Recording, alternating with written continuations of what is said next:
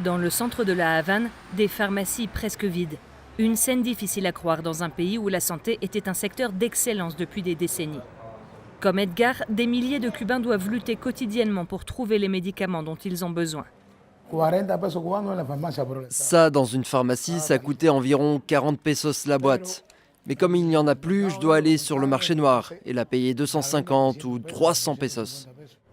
Edgar souffre de diabète et d'hypertension. Tu peux aller consulter un médecin à l'hôpital. Il va te faire une ordonnance, mais tu vas aller à la pharmacie pour qu'on te donne les médicaments. Et tu ne trouveras rien. Comme beaucoup de Cubains, Edgar ne s'aventure pas encore à critiquer le gouvernement face à une caméra. Ici, si tu parles de comment sont vraiment les choses, tu vas avoir des problèmes avec la police. Pendant des décennies, Cuba a pourtant formé plus d'1 demi-million de médecins et infirmiers.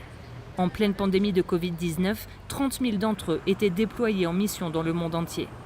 Malgré la crise économique, Cuba continue d'investir dans ce capital humain.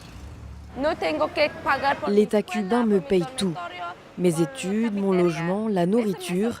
C'est incroyable. Je n'ai rien à payer. Kouslen est venu de Mongolie il y a 4 ans avec 10 de ses compatriotes. Le gouvernement cubain prend intégralement en charge leurs études de médecine. La future docteure compte retourner exercer en Mongolie dès qu'elle obtiendra son diplôme. Le plus surprenant, c'est qu'au final, on ne restera pas travailler à Cuba. Le pays ne profitera pas de nous. Chacun va rentrer exercer dans son pays d'origine. À Cuba, d'après les chiffres officiels, près d'1% de la population est médecin. Mais avec des salaires mensuels de moins de 30 $ par mois, une partie du personnel de santé a choisi d'émigrer ou de changer de métier. L'année dernière, 240 000 Cubains, en grande majorité des jeunes, ont quitté le pays.